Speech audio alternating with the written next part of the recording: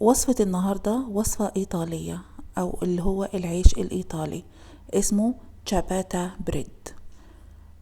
العيش ده مميز في إنه بيكون مفلطح ومليان من جوه بالهواء ومعمول بزيت الزيتون. الريحة والطعم خيال بعد ما بيستوي، لدرجة إنه الأولاد عندي بياكلوه وهو سخن بدون ما يحطوا عليه أي حاجة. وكمان بيكون بدون عجن، ما بنعجنش العجين بتاع العيش، وبيكون كمان متضاف له زيت زيتون. هو ده بدي النكهة الجميلة. الطريقة ازاي؟ طريقة سهلة جدا. هنحط في العلبة دي خميرة معلقة، وعليها نص معلقة سكر، ومعلقة كبيرة مليانة ملح، 500 جرام مية دافية،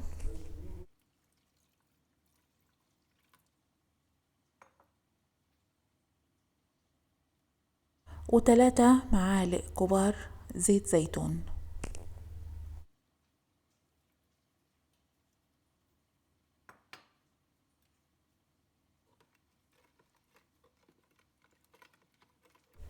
هنقلب تقليبة بسيطة جدا، وعلى طول هنحط الدقيق.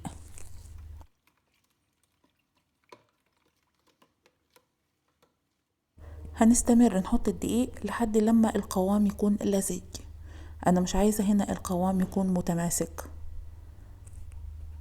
لو القوام تماسك معانا العيش هيفشل معانا، فاحنا هنا محتاجين انه القوام بتاع الدقيق يكون لزج، يعني لو حطينا ايدينا هتلزق في العجين.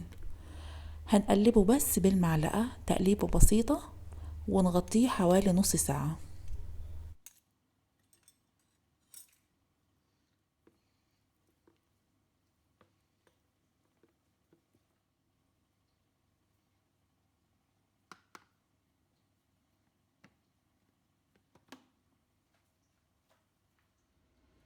بعد ما عدت نص ساعة هحضر طبق جنبي فيه مية، هبل ايديا بالمية وهطوي العجينة. ده الطية الأولى للعجينة بعد 30 دقيقة. بنفس الشكل ده هشيلها فوق وأفردها فردة بسيطة وأتنيها كأني بطبق هدوم.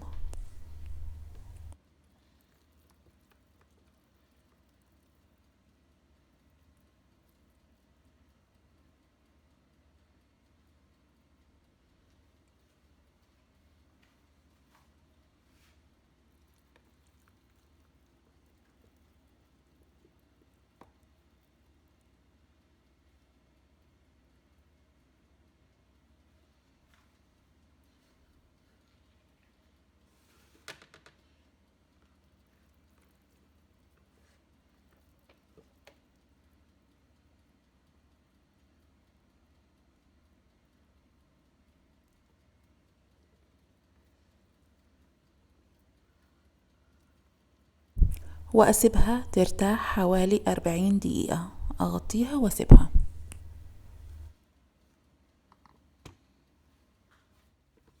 هنا بعد 40 دقيقة هبل ايديا تاني بالمية وأطويها تاني نفس الشكل ده بالظبط، وأغطيها وأسيبها تاني ترتاح لمدة 40 دقيقة.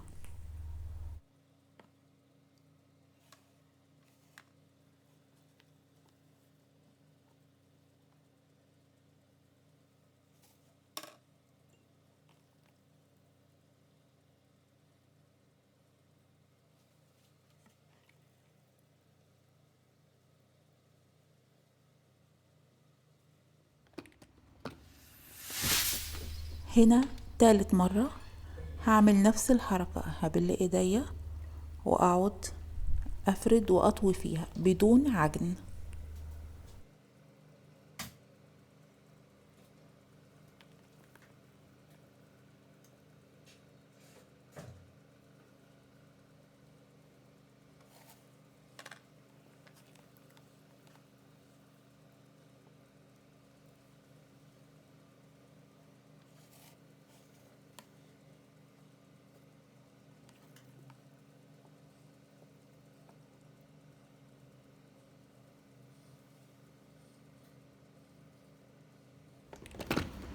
بين كل مرة ومرة هيكون 40 دقيقة. هنسيب العجين يرتاح. هنا المرة الرابعة، شايفين العجين كبير ازاي؟ هنطويه برضو نفس الطريقة، كبر اهو وجواه هوا. الطريقة دي هي اللي بتدخل الهوا جواه. وهنسيبه تاني يرتاح 40 دقيقة.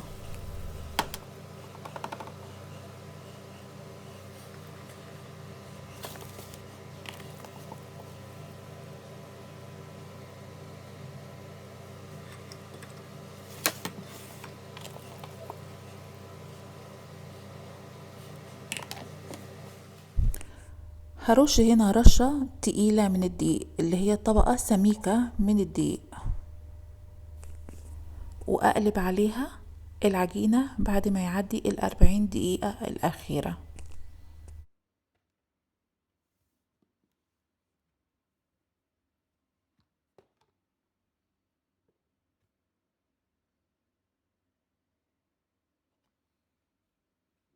هخليني حذرة في التعامل معها شوية. هنا هرشها بدقيق تاني، وهبتدي بقى أتعامل معها. بسويها بطريقة بسيطة بدون ما أقرب للقوام بتاعها أو أضغط عليها. أنا هنا مش عايزة أطلع الهواء منها.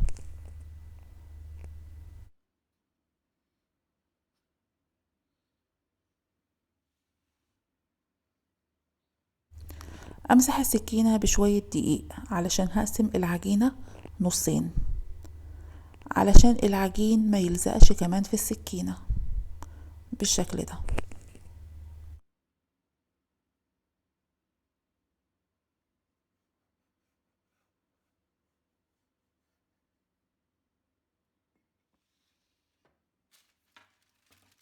هجيب صينية فرن فيها ورقة زبدة، وكمان ورق الزبدة هحط فيه رشة دقيق.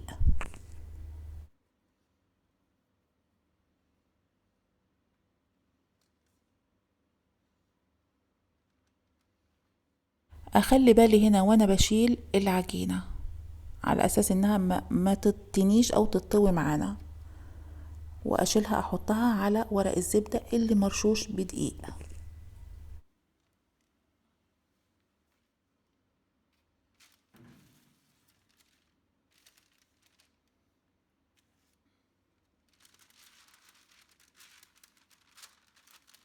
وهعمل فاصل بين العجينتين بالشكل ده بنفس ورق الزبدة، هيكون لنا اسهل بكتير. وارش رشة واحط النص التاني من العجينة.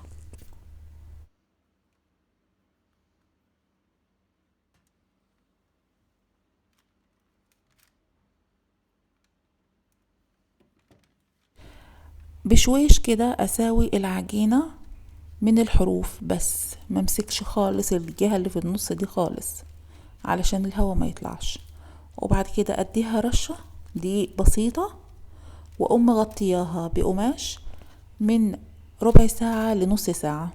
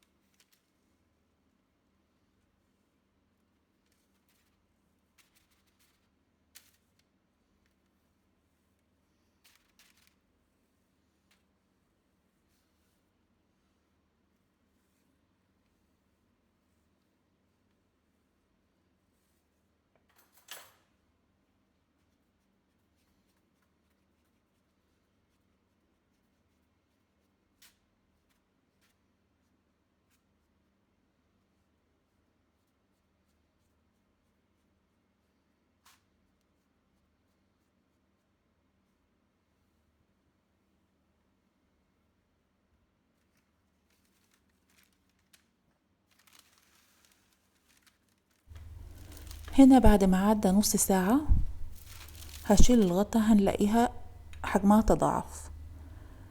قبل ما احطها في الفرن هجيب طبق صغير او صينية صغيرة، هحط عليها مية مغلية واحطها في الفرن من تحت، واحط في الرف اللي فوقيها العيش. هتاخد في الفرن حوالي 45 دقيقة. اول نص ساعة الحرارة هتكون متوسطة، واخر ربع ساعة هنعلي الحرارة بس مش العالية قوي، اللي هي بين المتوسط وبين العالي، لحد لما يتحمر بالشكل ده. او اخر 5 دقايق ممكن نفتح الشواية عليه علشان يتحمر. وبكده هيكون العيش جاهز. طعمه رهيب، طعمه جميل جدا، والريحة بتاعته تجنن، لانه زيت الزيتون عامل فيه شغل حلو جدا. ودي كانت حلقتي للنهاردة، شكرا لكم.